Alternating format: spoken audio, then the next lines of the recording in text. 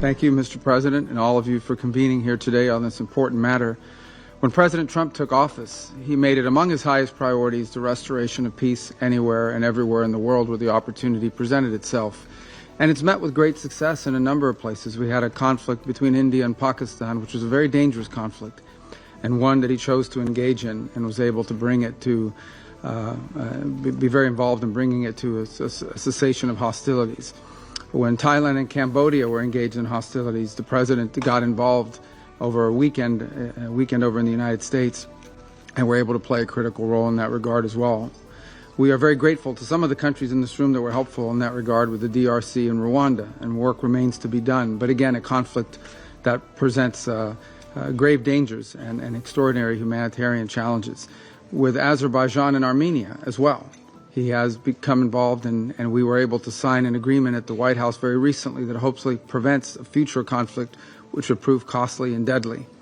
But the one that's proved to be an extraordinary challenge has been the war in Ukraine, between Russia and Ukraine. The president has worked on it tirelessly, has invested a tremendous amount of his own time, energy, and the highest levels of our government.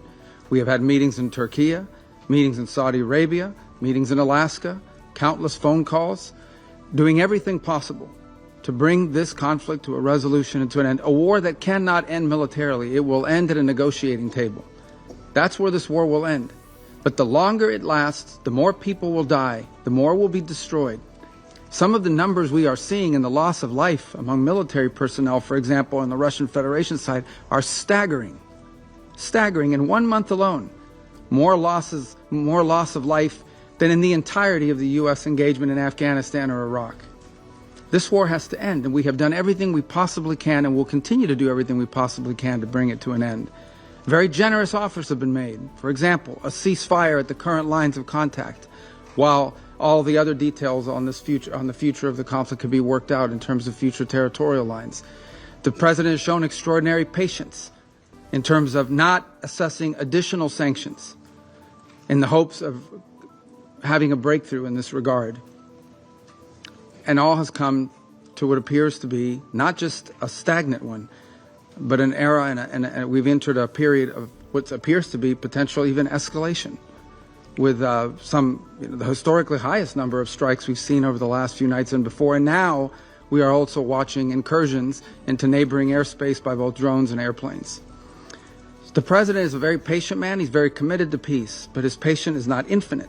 And as he has said repeatedly, he has before him the opportunity and the options of imposing additional economic costs on the Russian Federation if necessary in order to bring this to an end.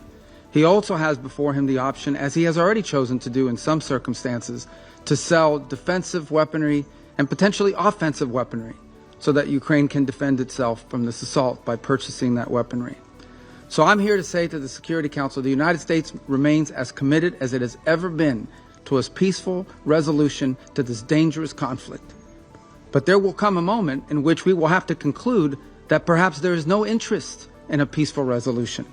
And then the president has before him real options, which he intends to pursue, as he has made clear today in some of the messages he has put out.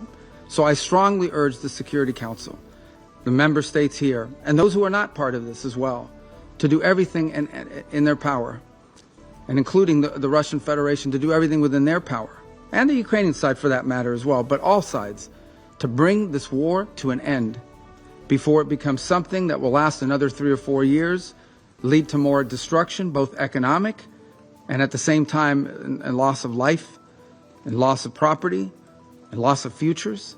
This war needs to end.